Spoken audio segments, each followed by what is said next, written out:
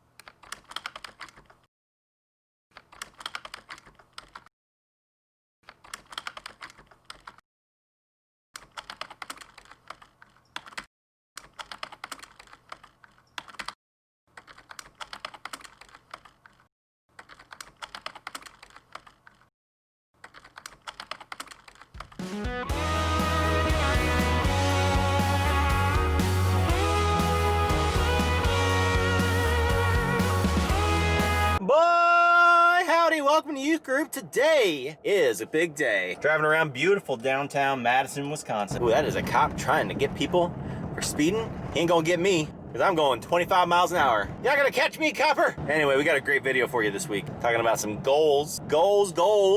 But before we get to any of that, check this out. Hey, welcome to Temp Check, where we check in with somebody from the youth group about some random topic that I came up with. This week we got Chris with us. Chris, what's going on, man? I'm just vibing, man. That's how I'm doing, man. That's all I'm doing. Just vibing. That's good. Well, you know, Chris, given the year that we just had, it might make sense to go all in on New Year's resolutions right now. And we're actually talking about goals for all of January. Because, you know, you want to start fresh. You want to kick 2021 right in the unmentionables, right? But according to our friend, yours and mine, Dr. Sophia Lazarus, who we've definitely heard of before today, she's a psychologist at Ohio State University's Wexner Medical Center. So she's like the real deal. But she says, anyway, after a difficult year like the one we've all just had, the last thing that you want to do is put more pressure on yourselves to set like a big resolution, especially if it's something that is not realistic during a global pandemic, and to instead focus on more reasonable goals. So with that in mind, Chris, here is your temp check. What comfort food are you unable to go without in 2021? So this is kind of weird, actually, because it's super specific. But Taco Bell Crunchwrap Supreme, and it's for a weird specific reason, and that's because in 2020, you know, just because of terrible things, I got my wisdom teeth yanked out, and the entire week that I was sitting on my couch in pain, I just wanted something really crunchy, and I couldn't have it. So after 2 weeks of dying, I just decided, yep, that's what I'm gonna do. And I got a Crunchwrap Supreme, and I can't go a month without getting one now. Can I tell you a quick little story about when I got my wisdom teeth out? Yeah, 100%. Go for it. 19. I can't remember if I was in college or still in high school, but got them out, went well, everything was fine. I guess I was really lucky. I had a totally fine experience, no dry sockets or anything. Yeah. Well, so I was at home for a couple days, and my parents would stay home to make sure I wasn't, I don't know, eating glass. Bleeding out. Yeah, bleeding out, dying. But there was one day where they both had to go to work, and so they got a couple friends of mine to come over, and they were like, hey, just come over, watch movies with them, hang out. And I was like really jacked for them to come over, but was still super loopy on the pain pills. Oh yeah, that's always fun. So my friends Joel and Katie, who were like two of my best buds in high school, come over, they knock on the door, and this had to be after high school, because I was wearing my full prom suit, which by the way, at like 8:30 in the morning on like a Tuesday, which by the way was a 1920s era zoot suit with coattails, with a hat. There was a cane involved. I don't remember if I had a little pocket watch and a chain, but I went hard. I was not. Yeah, I was not here to mess around. It was great. It was great. So Carter, what was your favorite comfort food of 2020? So I'm big into Chinese food. Oh yeah. And you know, we had a lot of deliveries from China Kitchen here on the west side of Madison. Also, Chin's Asia Fresh is right around the corner. They have a solid pad thai. But the thing that I had the most of, I made a lot of breakfast burritos. Oh yeah, a whole lot of breakfast burritos. I got real good at it. I made a whole tutorial about it too. That was how I was like, I'm gonna figure out how Final Cut works, and I'm gonna make a burrito tutorial. That was your goal, huh? Well, I did it. That was like April, and I was like, this will be fun. And now I'm just like, simpler times. Well, just like that, we've checked our temps. If you want to be on the next temp check, you just let me know. You let me know. And with that, we're gonna go on to the next thing, and that's it.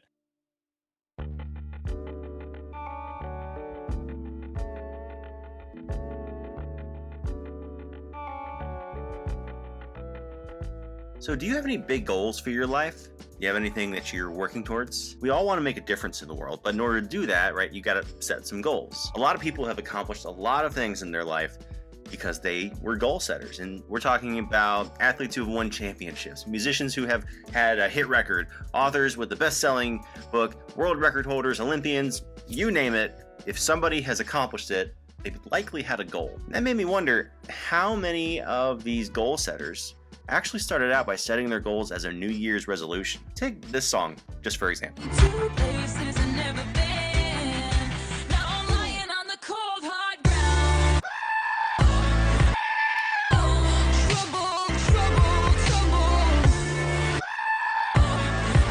I don't know what goals T Swift had when she wrote that song, but I'm gonna go ahead and guess that being turned into a goat meme was not on her list anywhere. Has this ever happened to you? Not the goat thing. But like, have your goals ever been sidetracked? Have you ever lost steam or maybe been distracted by life? Maybe you got a little lazy, or maybe you got stuck and you couldn't figure out what to do next. Well, if you couldn't tell, we're spending all of this month talking about goals. We're gonna talk about goals in January, how to set and achieve big goals. And it's really normal to not really know what to do with goals, because when you're a teenager, you're still figuring out who you are and what you want to be. You're not really focused on the future. You're often focused on right now. It's hard to stay disciplined and focused on your goals. You don't have total independence. You don't have control over your life. You don't have control where you go or what you do sometimes. But despite all that, I know that you can change the world, that you can make a big impact for the church and the kingdom of God. And part of doing that is goal setting. And in order to do that, I'm going to introduce you to somebody from Scripture who had a big goal of his own. And tell you what, some of our friends are going to talk about it. The words of Nehemiah, son of Hakaliah. In the month of Kislev, in the 20th year, while I was in the citadel of Susa, Hanani, one of my brothers, came from Judah with some other men, and I questioned them about the Jewish remnant that had survived the exile, and also about Jerusalem. They said to me, "Those who survived the exile and are back in the province are in great trouble and disgrace. The wall of Jerusalem is broken down, and its gates have been burned with fire." When I heard these things, I sat down and wept. For some days I mourned and fasted and prayed before the God of heaven. Then I said, "Lord, the God of heaven, the great and awesome God, who keeps his covenant of love with those who love him and keep his commandments, let your ear be attentive and your eyes open to hear the prayer your servant is praying before you day and night for your servants, the people of Israel. I confess the sins we Israelites, including myself and my father's family, have committed against you. We have acted very wickedly toward you. We have not obeyed the commands, decrees, and laws you gave your servant Moses. Remember the instruction you gave your servant Moses, saying, 'If you are unfaithful, I will scatter you among the nations. But if you return to me and obey my commands, then even if your exiled people are at the farthest horizon, I will gather them from there and bring them to the place I have chosen as a dwelling for my name. They are your servants and your people, whom you redeemed by your great strength and your mighty hand. Lord, let your ear be attentive to the prayer of this your servant, and to the prayer of your servants who delight in revering in your name. Give your servant success today by granting him favor in the presence of this man.' I was cupbearer to the king. In the month of Nisan, in the 20th year of King Artaxerxes, when wine was brought for him, I took the wine and gave it to the king. I had not been sad in his presence before, so the king asked me, 'Why does your face look so sad when you are not ill? This can be nothing but sadness of heart.' I was very much afraid, but I said to the king, 'May the king live forever. Why should my face not look sad when the city where my ancestors are buried lies in ruins, and its gates have been destroyed by fire?' The king said to me, 'What is it you want?'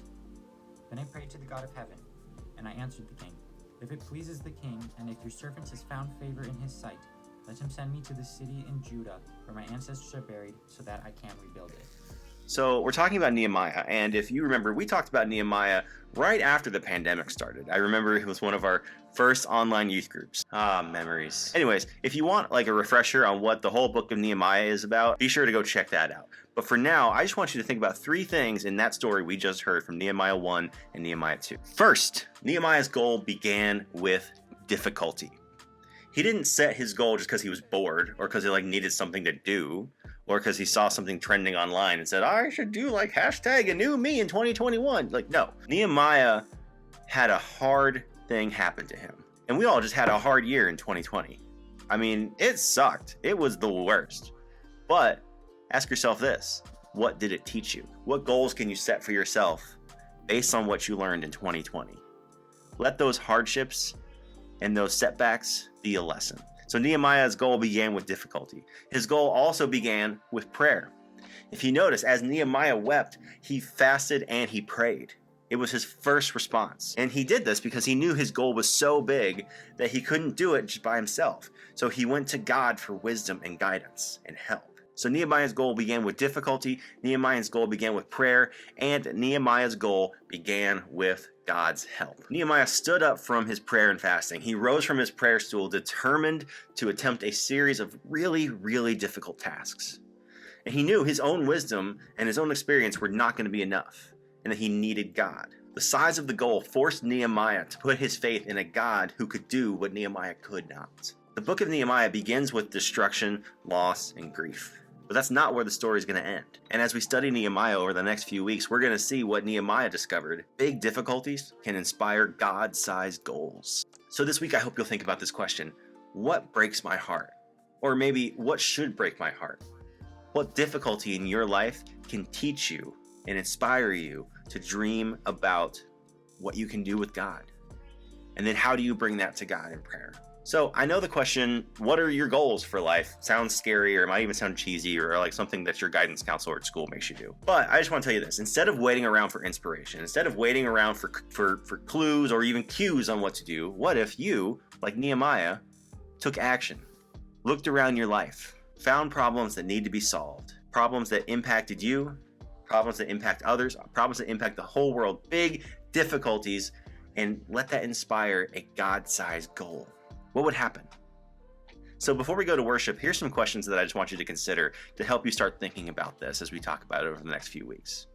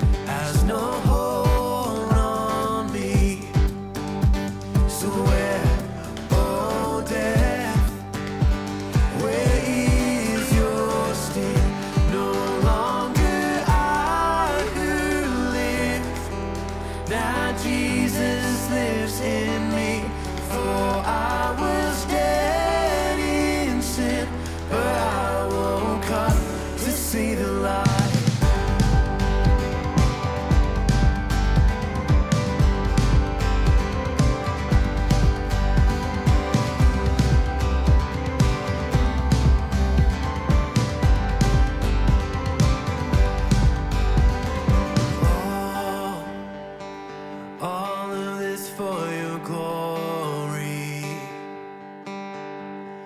Oh, all of this for your glory.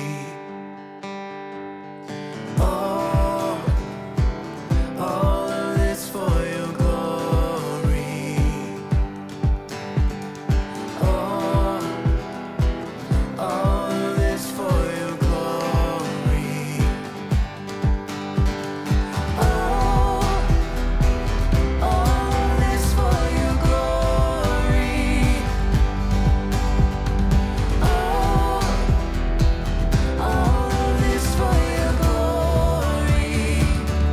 No longer I who live, now Jesus lives in me. For I was dead in sin, but I woke up to see the light.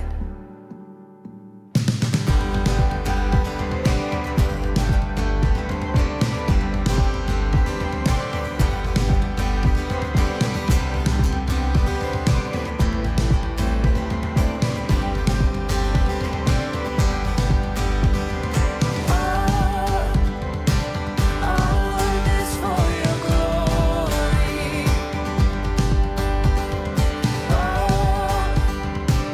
All of this for your glory.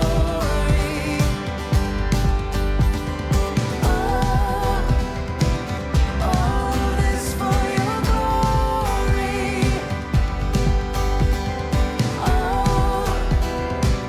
All of this for your glory.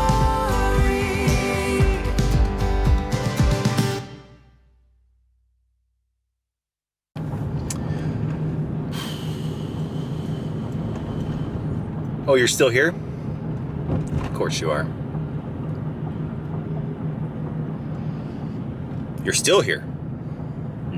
I knew you'd be here.